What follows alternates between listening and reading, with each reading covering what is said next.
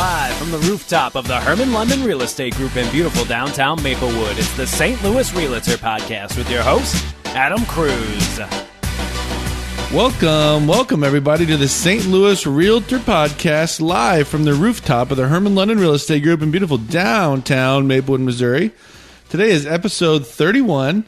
It's March 14th, 2007, and everyone's wondering, what are you doing?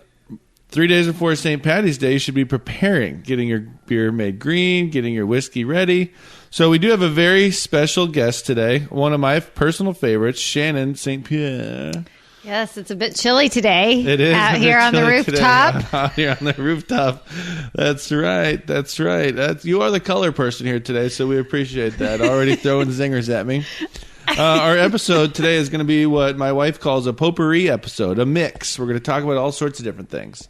Okay, you ready for this, Shannon? I'm in. We're going to talk about rental property I just bought, one I just sold, some warnings about the real estate deal that I was sort of trying to get involved in that was a little bit, it turned out to be the seller I found to be a little shady. And we're going to talk about some of my financial goals, some dilemmas that we're having with property. We're just going to dive right in. It's going to be an interesting episode for anyone who is interested in real estate, is a real estate nerd like I am. And can I put you in there? Yes. You are too? Mm-hmm. Okay. I mean, we sat in our company sales meeting today, and we talked for 25 minutes or so about literally 3 different lines on the sales contract, right? And we're arguing over what to put in the interest rate thing and the inspection resolution period thing. We're arguing about the acceptance deadline date and how all that stuff works. So we just love to talk about real estate. And if you do too, we'd love to hear from you. So please email podcast@hermannlondon.com. Feel free to call in, send us a message on Facebook, like us on iTunes. Our producer here, Joey, has gotten us on so many different websites, and he's our tech guy, so I don't even know. So what's your Snapchat? I do have a Snapchat now. Oh, I'm going to ask you about Snapchat. Let's talk. Shannon and I went to the other day, and we saw a presentation by Gary Vaynerchuck. Gary V, for those who don't know. Yeah, love the guy. And did he say he thought Snapchat was going to be a big deal, or is currently a big deal? It is a big deal. It's here. And if you're not in and you're not in the know, then you're already behind. Okay, so I'm in because I have a Snapchat, but I'm definitely not in the know because all I get is like pictures of my friends' dogs and my buddy Brian Claridge, who is the most funny person on Snapchat ever. So I don't like about Snapchat. No, well, I don't know. Is it like public, or is he sending me private messages? Well, it's both. So he is hilarious. The thing I don't like about Snapchat is that you can never like see the stuff again. You know, I would love to pull out my phone and show you the videos that he sent me of him like with the funny face on, and like he made like his dating tryout videos or whatever, and he just says that would make it awesome. So do you watch? Does he send you his chat, or is it in his story? I don't know. It's definitely not. I don't watch it through his story. I receive it as a chat. And I used to think that people were sending just me a message, and I'm figuring out that he's probably sending these messages to me and like a bunch of other people. Sure. So I started doing the same thing. You know, it's like I get more for my money kind of thing, right? Right. How do people use Snapchat for real estate? So some people are actually using it as far as real estate agents and brokers, they're using it to not necessarily promote a listing, but say the lifestyle of the listing. So they're using it to showcase maybe a view, something you're not going to get from the MLS or Zillow or any of those, even the videos. That some of those unique features of houses that just don't come through, that are really kind of just neat. So you like pull up your Snapchat and you show this kitchen that's outdated, and then all of a sudden Snapchat makes it look like it has granite countertops and puts a filter on it. Wouldn't that be awesome? Yeah, it's a Snapchat filter to make your kitchen look good. No, they don't have filters to make your kitchen look good, but that's an awesome idea. Well, copyrighted. Snapchat. Yeah, are you listening? No, they're just, it's lifestyle. It's one realtor uses it was at Home Depot, say, and was showing some home technology. So they put that on their story? The story. And then, so I guess people could find them as a realtor, and then they would just like watch stuff on their story. Yes. So either if you don't know their username, a lot of business people, realtors, and anyone promoting themselves are using it, taking the Snap codes and promoting that so that you can, on, say, Snap Twitter, on Instagram, so directing people to Snapchat, because the downfall, the hard part about Snapchat is there is no discovery. I feel like they're going to have this podcast in like a history class 10 years from now to be like, can you believe people didn't know how to use Snapchat 10 years ago? And now we use it for everything. But, okay, let's move on. Okay. If you don't mind. But, I had two more Snapchat questions for my local Snapchat expert here. Can you, like, get extra filters other than the ones that they just, like, show up, every day? No, I haven't found a way to do that, but you as a business owner can create one. So someone that's, say, coming in to check out your business can actually get a specialized filter. So they would somehow download that into their Snapchat? Mm-hmm. Because it's a geo filter. Oh, it's called a geo filter. Okay, mm-hmm. I need to look into that. It's really inexpensive for most businesses to do. But it's also up to only, I think it's 50,000 square feet, which is not very large. From your business. From your business. Around your business is what essentially you're going to do. Okay. But if you used that entire 50,000 square feet, it's like $2,000. But if you take it down to the perimeter of your business, you're looking at $50. So that's how Snapchat's making money?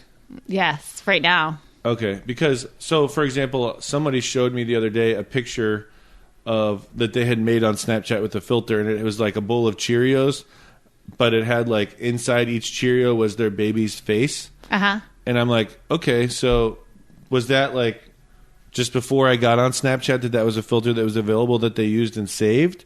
Or did they download special baby filters or something? I don't know. No, so I haven't quite figured out how the filters end up in, say, your box or mine, is because I've seen the same thing. My friend sent me one that was a Hello Kitty one, and I'm like, oh my gosh, my daughter would love that one. And I couldn't find it anywhere. So I'm not sure exactly, but maybe I have you can go to your app store and download more, a package of filters or something. Maybe. All right. Anyway, we've got to get back to real estate here. So let me tell you, I'd like to ask your opinion, okay? Okay. I was searching the MLS the other day. I found a home that was listed. It's near the Hill in St. Louis. I guess it's technically Southwest Gardens. It was listed at $50,000. Mm-hmm. I did what I often do, and I just made an offer on it. Single family? Single family home. And I don't forget. I don't remember exactly what I offered, but it must have been around $30,000. Okay. Okay, so back and forth, negotiate. We go back and forth. Ultimately, I bought it, and I actually closed today. I bought it for $36,000. Okay. What's interesting to me is that there's already a tenant in the property. She's paying $595 a month.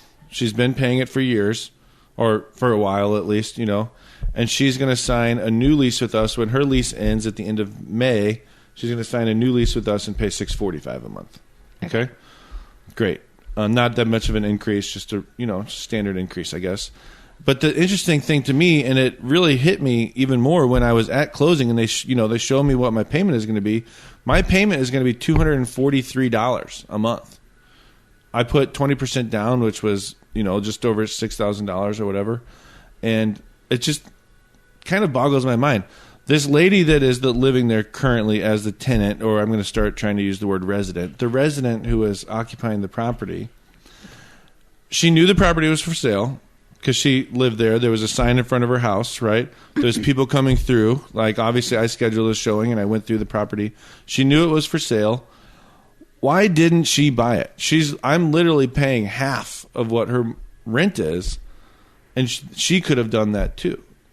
So the thing that I've come across, and I've come across this scenario actually a couple different times within the last couple months because I've been searching properties as well. So what I'm finding when you ask that question is, one, sometimes they don't even think of it. It's not even on their radar to buy a house. Do they just assume only rich people buy houses? I think something? so. they'll say, I don't have 20% to put down. And I don't know where that misconception has come from, because when's the last time you really had to have 20% down? I mean, I did The on this one 80s? because it was investment. But she could have bought it with zero down. Right. Well, yes, 20% down, you as an investor, you and I as like investors have to put some skin into the game. But a homeowner, an owner-occupant, someone that's going to be living there, Right. can buy a home for as little as 3% down and maybe nothing. Yeah, they have the grants now for the Yes, 0% and maybe down. nothing. So I think that there's a lot of misconceptions out there. The more that I talk to certain age groups, and it's not even in the certain age groups, but Just people who have not ever owned homes before. There's this misconception, and or they want to, but their credit score is below 600. Right. Okay. So they're not qualifying right now. And I've heard the other argument I've heard is that they don't want to be committed. But it's just interesting to me because she's, as far as I'm concerned, she's more committed to this property than I am at this point. Especially when she signs for another year lease, she's got to stay there a year and definitely has to pay there for a year. And how long has she been there? I don't know how long she's been there. So I find that wildly interesting because several of the properties that I've looked at, the tenants have been there, I don't know, minimum, like I think the least I was looking at was 7 years or maybe 6 years. Others like 10. Yeah. I'm But like, why? I don't know. And is it complacent? Are they just... Maybe they're comfortable. They don't want the commitment. But They don't my want point is, change. I'm less committed to that property than she is because I could sell it to somebody else if I wanted to right now. Yes. And she's stuck there, right? But I guess it's interesting to me that in this case, my mortgage is under half of what her lease amount is, which I'm like, that's amazing. So I'll be making a little. What will I be making? $400 a month once her rent goes up. Mm-hmm. And by the way, so I'll have my money back. I put down just over $6,000. I'll have my money back in like a year and a half or something like that. My down payment amount back. But even better is when we buy these 4-family buildings and one unit pays for the whole building. The mortgage or the rent from one unit pays for the whole entire mortgage for the whole building. Then you got 3 other units doing it too. So those numbers are even better, I guess, is my point, than they are on this single family house. But anyway, I don't know. I don't get it. And so I just thought I'd ask. But I wanted to give a shout out to my lender, who in this case was Melissa Emo from American Eagle Credit Union and Anheuser-Busch Employees Credit Union. She's a friend of mine, but she's awesome. But also, I was under the misconception that you can't get a loan for under $50,000. I had the same Right. thing. And so what I found is that you can. Mm-hmm. It's just often the mortgage broker or the lender or whatever they want to call themselves, they don't want to do it because they don't make very much money on those deals. They make no money. They make no money. They essentially almost lose money. Okay. Well, she did it for me. I hope Right. she made some money, Right. But it was great because the numbers, if I So would what was the minimum amount that you asked her, or that she said she would basically do? said, I don't think she said that. I think she said there is no minimum. So, because the bank that I checked with, they said the minimum was as little as $20,000 Okay. is what they'll do a loan for. Okay. Because I did check with my broker friend too, who said no way, like not going to happen. Not worth my time. Not that we won't do it, but it's not worth my time, right? No, And so- he just said no, we don't do them. Okay. No, it Yeah. was just a flat out no.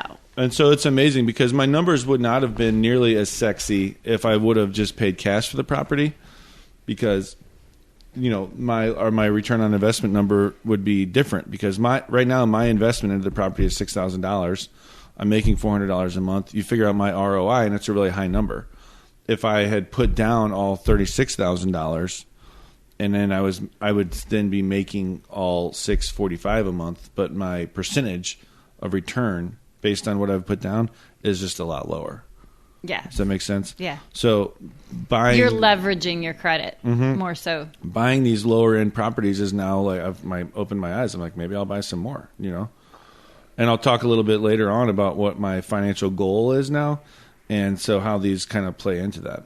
Next on my list is to talk about this building I'm selling. I guess we're still in the process of selling it, so I'm not going to put the address out there. to the world, but it's a 4-family building that I bought with a partner, and we rehabbed it. We bought it for $20,000. We've put a little over 100-ish into it and rehabbing it, and it was bad. It was condemned. Had been a fire in there. It was pretty bad. That's why we got it for so cheap. But now we're selling it. We had it listed for $230,000, and we have it rented. And I'm sitting here going, I think I should buy it. Like, buy my partner out. My partner wants to cash out and take his money and do some other stuff. I'm like, I think I should buy it. I think I should buy it. I think I should buy it. But I just wasn't taking action on it. Because my alternative is to get a bunch of cash. You can do the math. I told you what we're selling it for, what we have into it. So my alternative was to get a bunch of cash. And I'm like, I would rather make cash flow every month and I'd still have equity in the property than I would to get a bunch of cash. Okay? So I said, all right, forget it. I'm going to buy this place. So I call Melissa Emo, and she figures out how I can do it as a refinance, where I'm refinancing, I guess it's like a cash out refinance, paying off our original lien holder, who's a hard money lender, paying off my partner, who getting like his percentage out of it, and we would just refinance it into my name, and I would avoid capital gains taxes that way because I'm technically not selling it. This is great. We had it all figured out. I'm like, all right, great. I pay for an appraisal, and we just didn't have the results back yet, and we get an offer. I'm like, damn, I've wanted an offer for a long time on this, and now we have an offer after I'm trying to buy it, and I've convinced myself to buy it. And so we made a pretty aggressive counteroffer. I don't remember honestly what the offer was. It was like $200 or something, and I countered back at $225. And I'm like, they're not going to pay that, And so I'm sort of proceeding forward, and then they counter back, and now I really decided I wanted to buy this property. Okay. And so then I'm like, they counter back, and I'm like, no, we don't want it. I'm just going to keep it. And then he's like, are you rescinding your counteroffer to us? And I was like, no, I guess I'm not. And so then like 10 minutes later, they accepted my counteroffer at $225, and they're buying it. And I'm like, cool, but damn, like I really wanted to buy this. So here's my thought process the whole time you were going through that is because you have like, say, what are you guys going to net? Like, we'll each get somewhere around like 40-ish. Okay. So why not take that $40,000 and go buy 4 more properties where the cash flow would be more than what you would have been getting from that 4-plex? Well, it is possible to do that, but the cash flow on this property was going to be really good, So if I kept my equity in the property, I think I'm just using rough numbers here, but I think my total loan on it would have been something like $175, right? We pay the lien holder back. Mm-hmm. We pay for all the work that we've done to it, and then I pay my partner off. I think my loan would have been like $175. And the math that I did, even after management and all this other kind of stuff, I was going to be making right around $1,000 a month. Oh, cash flow. And so I'm like, well, okay. So for $175, $1,000 cash flow is huge. That would be way impressive. So it was good. See why. Well, I'm like, so I would have had my $1,000 a month. Plus, then, whenever I wanted to, next month, a year from now, 10 years from now, I could still sell it and have gotten out all that cash I was going to get out. Or heck, I probably could have done some sort of a HELOC or something and gotten that equity out if I would have needed it, right? True. And so my thought was, I'm like, dang, I'm just going to have to take all this money. My wife is like, I hate you right now, but I'm like, I'm going to have to take all this money that I'm getting, this big burden on me, and buy other stuff when I already have like this great solution here with this totally gut rehabbed property with tenants in it, Yes. I can see, yeah, I think you're right. It would have been a great property to probably keep a hold of, because now finding 4 other properties that make sense cash flow and or fixing them up and getting tenants in there is it's probably not worth the hassle of your... Yeah, plus I am going to... So what happened was then... They got under contract, and then they did their inspections. And they found a couple things they wanted us to fix, like a little plumbing leak, some electric, like the ground wire from the electric. You know how they run that to where the water comes in, the main water line or whatever? Yeah. They had run it to the old main water line because we had to put a new one in because it was condemned building, all this stuff. So they found a few things, and basically we just said, no, we're not doing it. We're not doing anything for you guys. Because I'm still going, and how about you just back out so I can buy it instead, because as the seller, we have no right to back out. So I'm kind of like, no, we won't do anything. Feel free to walk away, and they're like, well, will you please do this one thing? And we're like, no. And then they're like, will you please give us 2 more days to think about it? Because they were, we were nearing the end of our inspection resolution period. And we're like, no. And they're like, fine, we'll take it anyway. And they sign. And I'm like, cool, but dang, And so anyway, we're selling the building. And I got to take that money and find something else to buy. But the stomach ache for me came in because I knew that now I'm going to have to pay taxes on this money. The capital gains taxes and stuff like that. And what are capital gains taxes? Well, okay, do you know how much they are? What the percentage is? I don't. I'm going to talk very sort of uneducatedly about this. And, anyone who's listening, please don't take what I'm about to say as even truth at all. Ask your own CPA, But it sounded to me like since we owned the property for under a year together and we're selling it, I have to pay, I don't even remember. It was something like there was this, we were supposed to close earlier in April. And if we would have closed then, I would have had to pay a much bigger percent, like 20% or something like that of my profit. But since we ended up extending the closing to be like, I guess a year after we've had the property, I don't even know what I'm talking about. Talk to your CPA. But there was something related to if I would close after the certain date, my tax burden would be significantly less. So is there a 1-year point? Because capital gains tax is 2 years. 2 years. But there must be some sort of 1 year. So is there another little 1-year law? Yeah, I guess there is. There's some sort of 1 year thing. Okay, we got to look that up. I don't.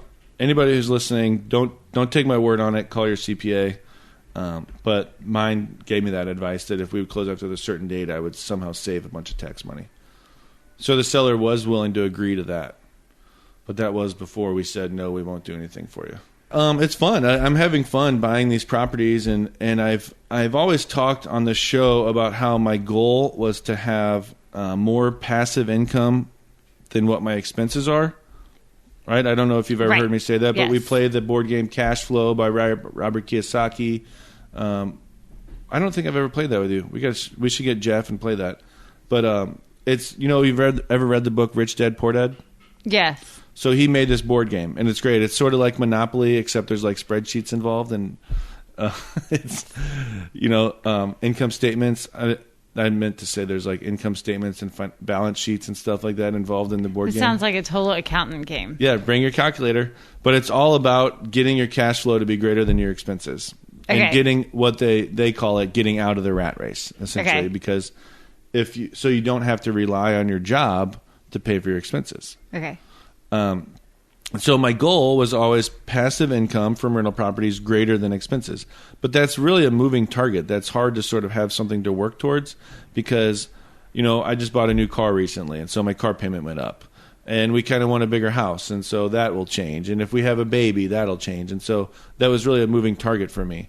And so I said, okay, I need a more set goal, and I just came up with $10,000 a month. Okay. Right now my expenses are significantly less than that, and some people's are more, some people's are a lot less than that or whatever.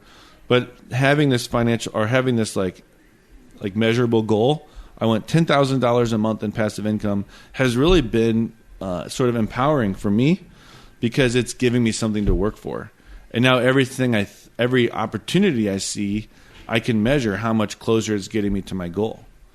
Right, I can log in to Google Docs and open up my spreadsheet every day or once a month or whatever and update it and see how close I am to my financial goal. And now I know how many more properties I need to buy to get to my goal and all that stuff. It's really nice. I love that I have this like set measurable goal to work towards. Okay. I think that's a good one. You like that one? I do. Yeah, and so I want to do the same thing. Yeah, high five. And so it's kind of funny because it's like, well, what are you going to do once you get to $10,000 a month passive income? Well, I don't know. Anything I want is kind of my point, right? If I want to keep working, which I'm sure I will because I love what I do and I love working, I will, right? But if I wanted to quit my job and go like volunteer at a dog shelter, I could do that. You know, I like the idea of having that kind of freedom and flexibility, because as realtors and, you know, commission salespeople, I don't feel that we have necessarily a lot of kind of like financial security, because we never, you never know where your next paycheck is going to come from. Right. And for some reason, for me, no matter how much money I have in the bank, it doesn't give me that feeling of financial security. But the idea of having passive money or just money coming in every month gives me that sense of security. Right. And I think the hardest part, though, about all of this is for one, I think setting the goal, but then two, just getting started. Because, for us, we have a limited amount of cash on hand to buy properties, and then how leveraging the cash that we have on hand and our credit, and how do you maximize that? So that's where I think we're kind of still stuck. Yeah, well, you might be doing what we call analysis paralysis, right? Where you feel this extreme pressure to make it perfect, so you kind of just do nothing. And my suggestion is do something. Buy something. Just buy something and figure it out and make it work. And the worst case is you sell it, right? Or you lose a couple $1,000s. But that's still, you're learning and you're on your path towards achieving your goals, right? Right. We talk about failing forward and all that kind of stuff. If you just sit here with this equity in your house and your money, whatever money you have in the bank, you're never going to get towards your goal if you just keep thinking about it. You have to actually do something. Right. And so, so my goal is $10,000 a month passive income. If that was my only goal, you have to kind of consider other aspects to that, right? So, as an example, I was showing one of my clients property the other day, and it's a property in North City. And they want $40,000 for the property. And I'm like, oh, okay, we'll see what this is going to be. And we go up there, and it's a 4-family building in really nice shape. Each unit has 2 bedrooms, 1 bathroom, and a kitchen with a basement storage area, and the lot right next to it is vacant, and so that it feels like it has a big yard, And each unit pays $550. So you thought my deal that I just talked about by the hill was a good one. This guy is going to buy a 4-family building for less than I just spent on mine, and he's going to get 4 times the income of what I'm getting. Almost 4 times. I'm going to get $645, but he's getting $550 a unit. So his payment, if he buys this building and gets a loan, is also going to be right around the $230 to $250 range. And he's going to be making, what's $550 times 4? $2,200 a month. So he'll be making close to $2,000 a month. Have you done that deal yet? No, we haven't done it yet. We wrote offers. The agent's being a little bit difficult to work with, but I think he probably will end up getting it. And I'm like, why don't I buy it? Maybe I should slide in there and buy it myself. Well, so the interesting thing that you have to consider is that property has a very little chance of ever appreciating in value. If you drive around around the few streets around there is more homes that are boarded up than there are homes that are occupied. Mm-hmm. Okay? So to me, the chance of that property appreciating in value are very little. So 20 years from now, his property will literally probably be worth about the same. But that's fine because he's been making $2,000 a month for 20 years. Yeah, I could care less. Yeah. Who cares, right? Yeah. But anyway, I just think it's interesting. So why don't I just go buy all properties like that? Well, because for me, I'd sort of like to have, a diversified portfolio, and so have some nicer properties and some properties that are just all about cash flow. Does that make sense? Yes. But then, I guess, which is why I can sit here and say, take action, buy something, because it doesn't have to meet your exact formula, because you don't have to have an exact formula. The formula is buy cash flowing investments. And if I wanted to get to my $10,000 a month passive income in the next 6 months, I could, right? Okay, so then you talk about buying the income or rental properties. What about flips then? Does that I know that doesn't account for your monthly, but is that still a goal? Well, so The flips are like the one I was just talking about, where I was like disappointed that I'm not buying it because I'm going to sell it and I'm going to make all this money. Right. To me, a flip is you make a bunch of money, but now you have a job to do, right? Now you've got to figure out what to do with this money. And so I sat there and I'm like, this really seems too good to be true that I could go and within a year is my goal to make this $10,000 a month passive income. Like, that seems too good to be true. Why so doesn't you've everyone only do been that? buying rental properties for the last year, or you No, want to get? I've been buying rental properties for, I don't know, 10 years or something like that. I Okay, guess so you've been working 12 up to years. this goal for several years. I've never really had the goal. My goal was always just like buy some properties, make passive income. I never had a measurable goal that I was working toward, like a finish line kind of thing, you know?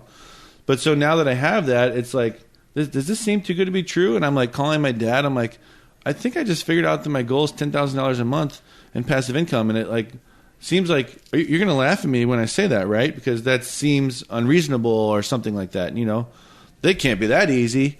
And what I figured out is it's not that easy, right? The difference between someone who just sets the goal today and I guess me is that I've been working really, really hard for a long time. So I have this money that I can use as down payments. Mm-hmm. Right? So that's why I can probably get to this goal in the next year or two, depending on what kind of properties I want to buy, is because I've been working really hard and I've been saving up money that I can use as down payments. If you're just starting now and you don't have any money, then you might want to do, or these flips might be more important to you because then you can get the cash that you need to make the down payments. Does that make sense? Mm-hmm. So are you buying these as Adam Kruse or an LLC? Well, depends. I guess it depends on the financing. When I bought it through Melissa Emo, it was an investment loan, but it has to be as Adam Kruse. Now, I've talked to other lenders that will do more like a commercial type of loan, and you can buy that as an LLC. And does that have benefits if, say, you're flipping a property? I don't want to. I should feel like I should give a disclaimer. Call your attorney, call your CPA if you have questions about this, right? My understanding is that doing it as an LLC has legal liability reduction protections for you, right? So they, in theory, could sue that LLC for everything the LLC is worth.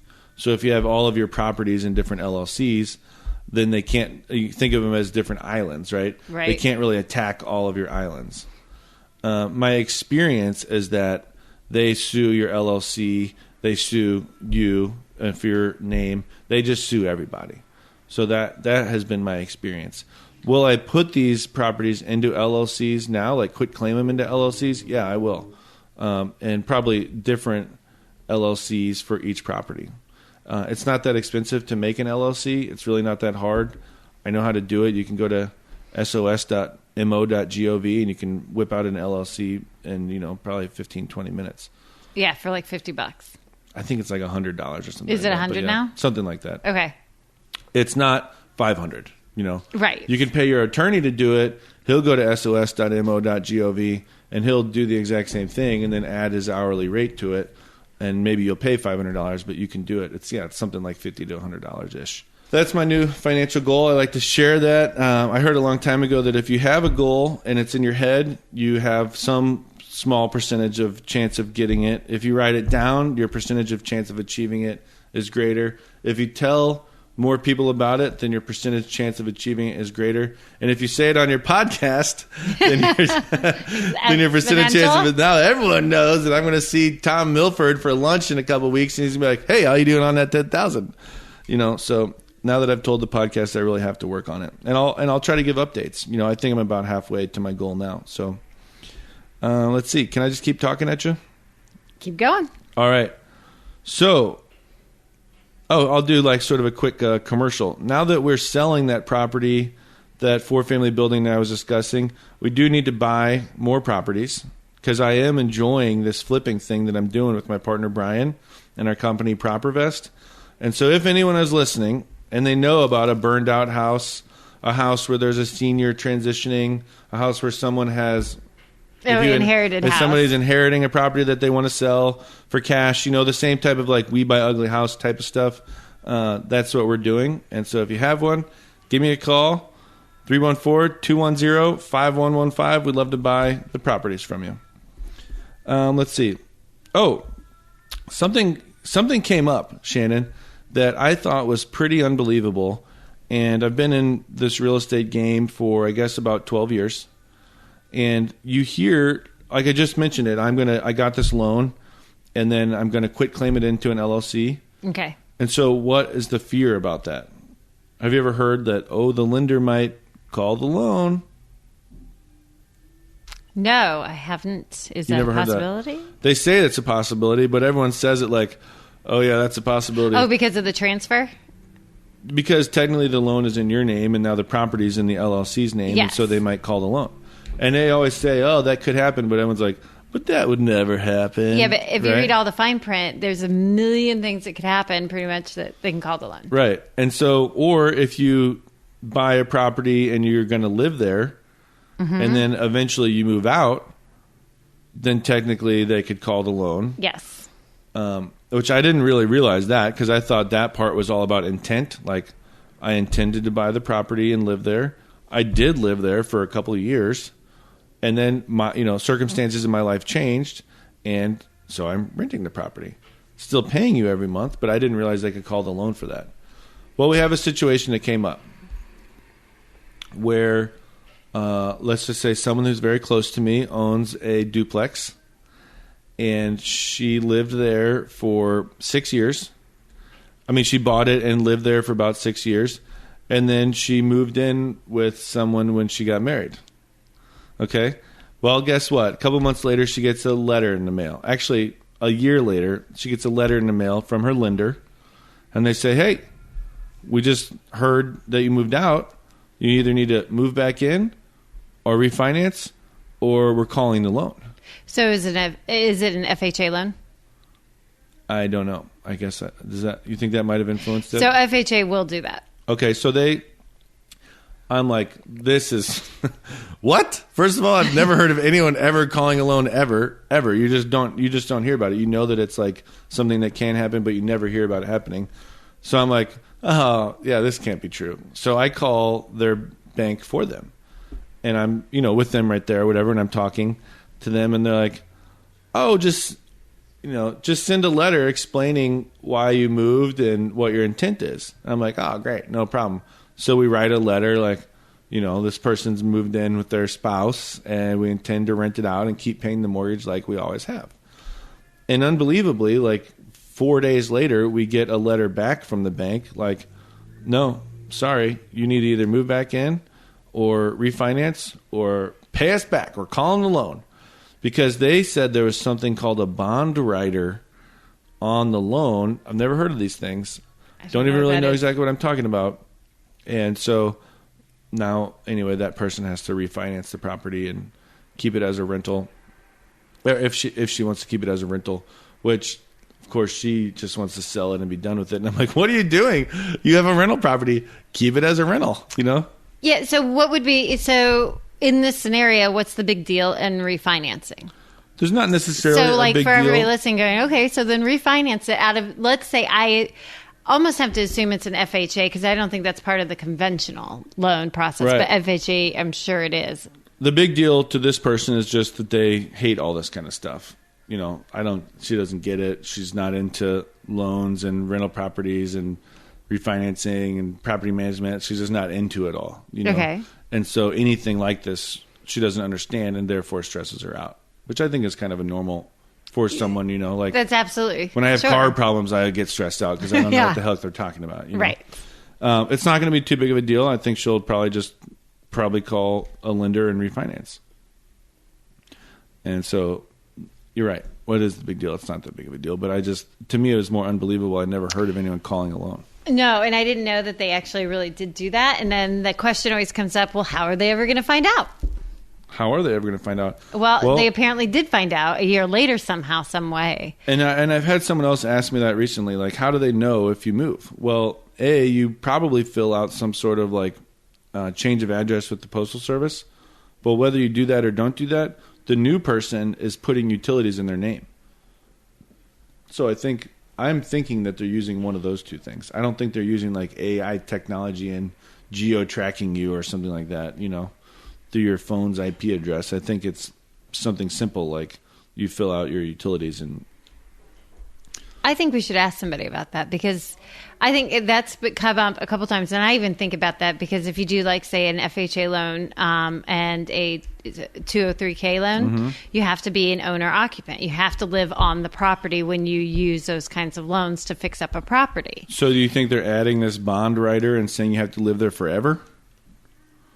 Well, no. So, but the 203K loan is, I think there's a minimum that you have to live there. But yeah, you'd think there'd be a minimum. And that's why I was surprised. I'm like, she's been living here for 6 years. She's been paying and I thought mortgage. it was like 1 year. So I'm not even thinking like it's extended an amount of time. So let's say it's even like 5 years, which is the normal like forgiveness if you do like a state down payment assistance type program.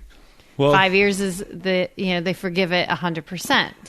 I know we're not talking about this, either one of us, like we're experts, but I think this is the type of thing that makes it a good reason to use a realtor who has been around and sort of can talk about stuff in general. Or to know that these scenarios exist. Know that these scenarios exist, and to also use a lender who sort of will communicate with you and tell you what's going on. And because I'm sure she had no idea that she had some sort of bond writer on the property when she bought it. No, and that's a little surprising, even 6 years later. 6 years later. Okay, can I keep going? Keep going. Potpourri. All right, so just a little comment. It seems like, frustratingly for me, home prices are going up. Oh, my gosh. And so it's funny because when we're representing sellers, it's great. But when we're representing buyers, I find it to be frustrating and a little scary. I had a buyer who was looking at a house that was for sale in the Maplewood, Richmond Heights School District. And, he goes over to the open house and it's jam-packed. So there's like 30 people at the open house. Anybody's like, but I really like it. I want to make an offer, And so I go and I do my research on what it's worth.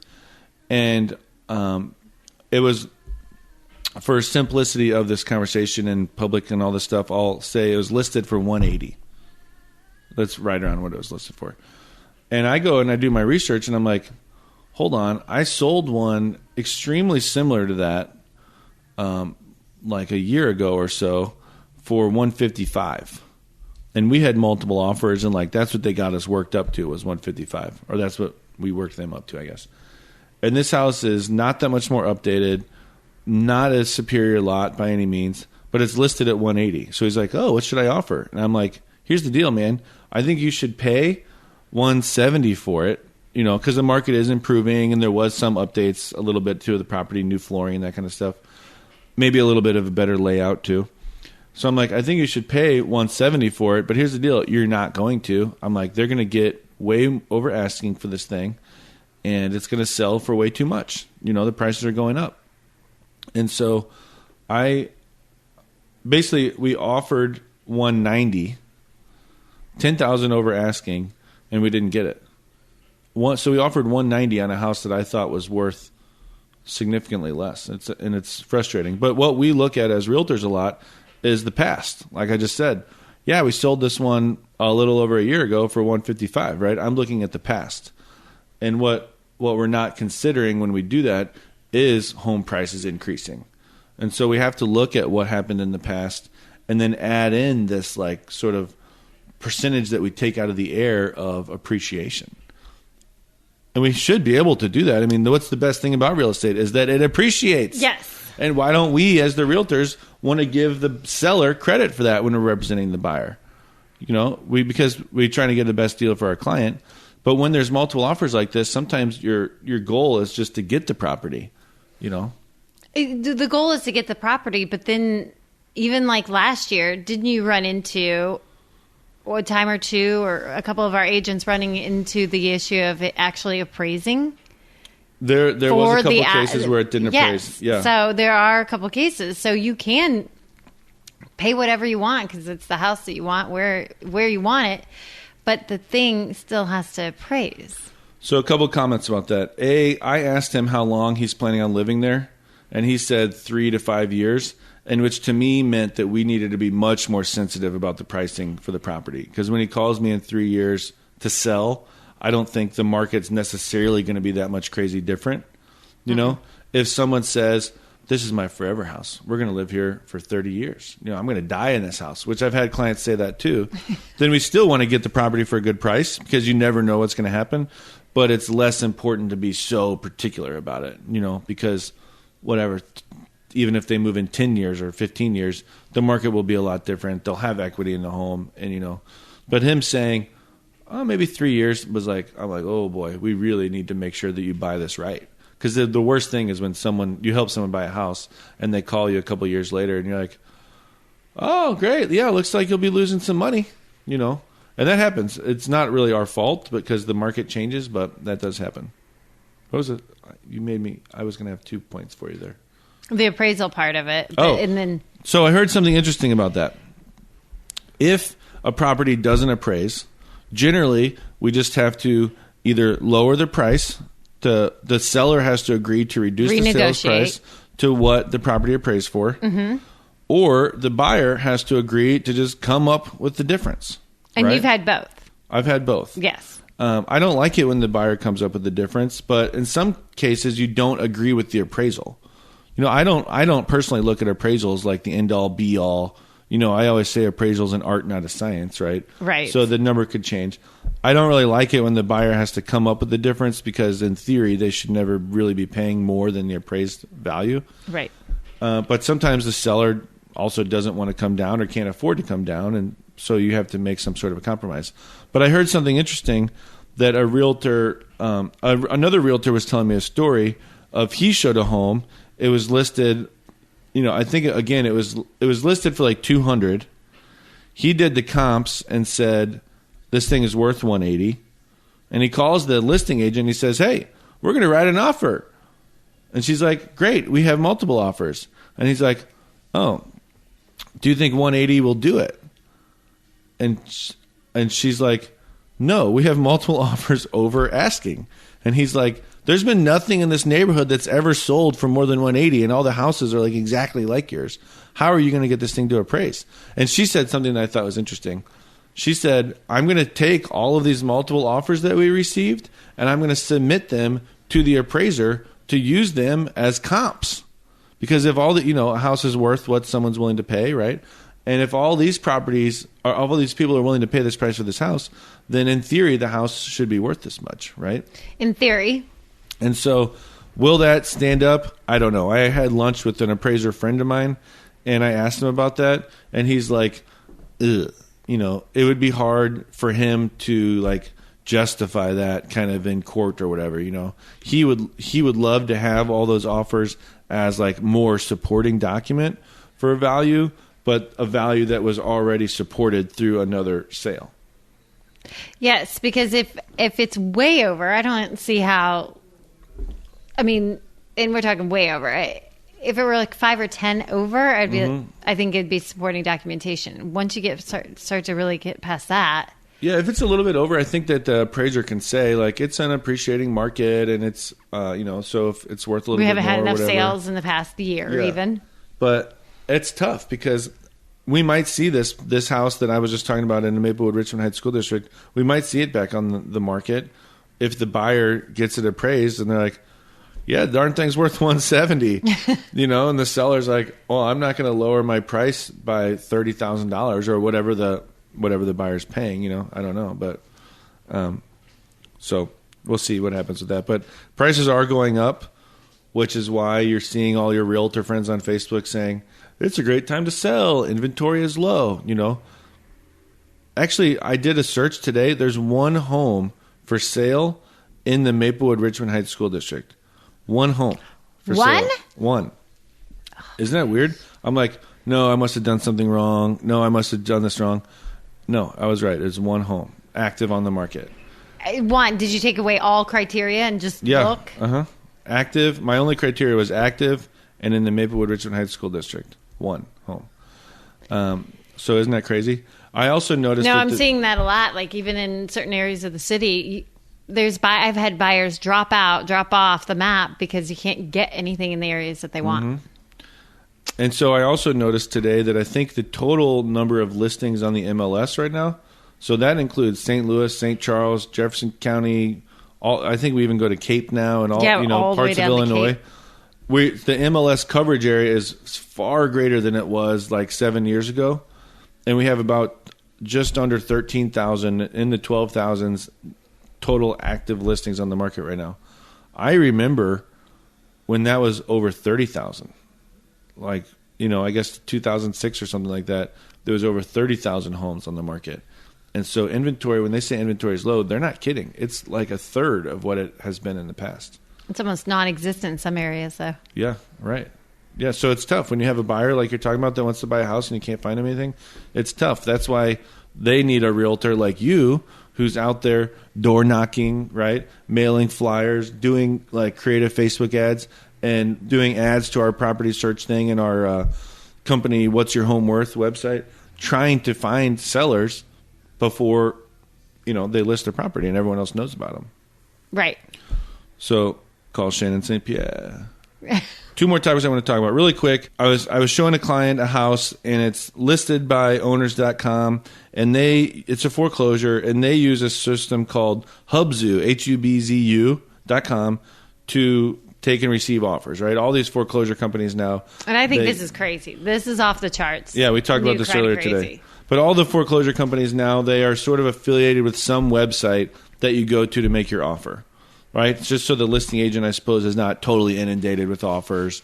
And then the person at the bank, I feel bad for the person at the bank who's managing 1,000 listings across the country or whatever. So Hubzu, you go there and it's kind of an auction thing.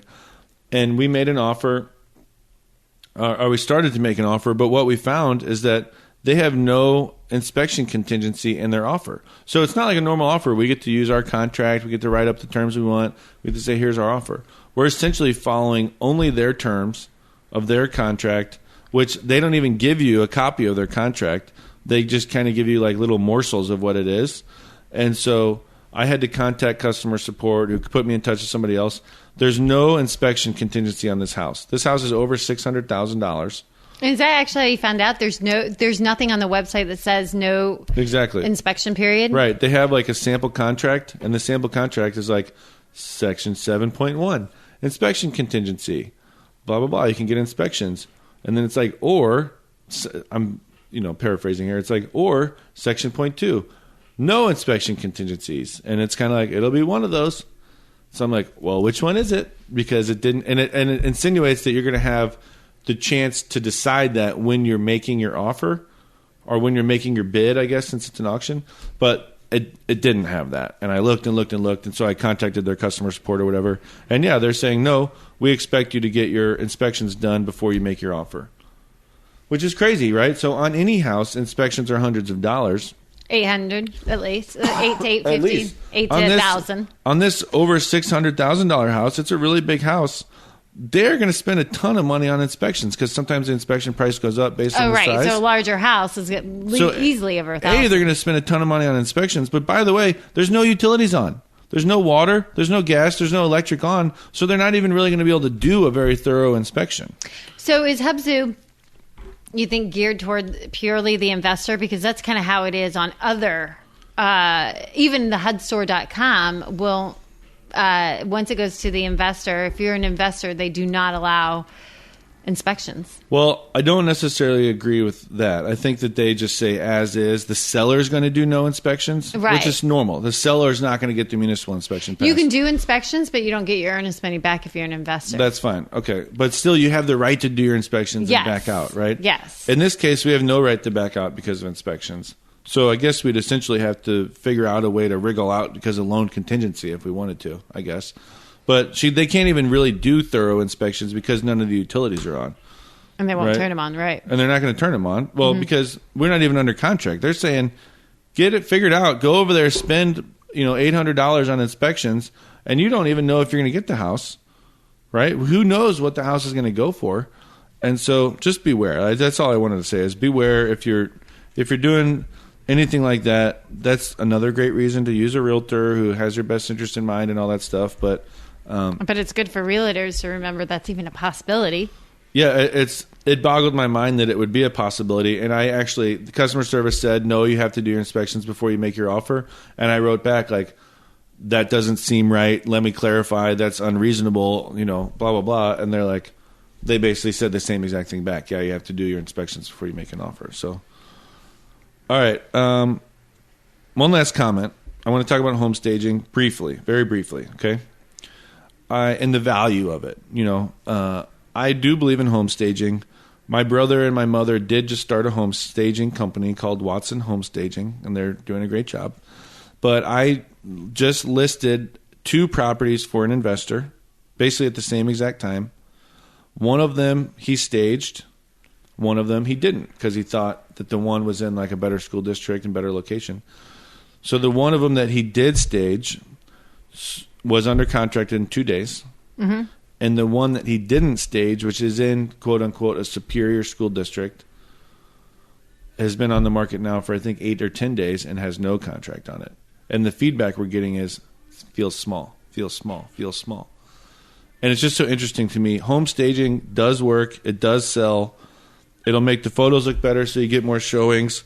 And then once you actually get the showings, it'll make the house feel bigger, more inviting, warmer, and all that kind of stuff. So, totally agree. I know you believe in it. Mm-hmm. So home staging sells. Check it out. Call a home stager. Maybe Watson Home Staging. Shout out to my brother. I don't know why, because I help him go over there and move all the furniture and stuff. So I'm just causing more work for myself. But it's a good workout. So I'll wrap it up. If you have any more questions, please contact Shannon St. Pierre. Can you give us your contact information, your Snapchat, whatever you called it? Yeah. So my phone number, 314-583-0070. Good. I'm like a 007 little agent. 0070. Yep. Okay. And Shannon at livingtowergrove.com. And my Snapchat is at livingtg. At LivingTG? Yeah, at LivingTG. Or it's also under my name. So either way, you can search. What about your Twitter? STL City Realtor. And your Pinterest? No, Gary Vee said Pinterest is on its way out. Yeah, he did. Yeah, he's not really into Pinterest. I do like Pinterest personally, but Facebook is STL City Realtor too. Okay, great. Well, thank you for being on the show. Thank you, everyone, for listening. Please send in your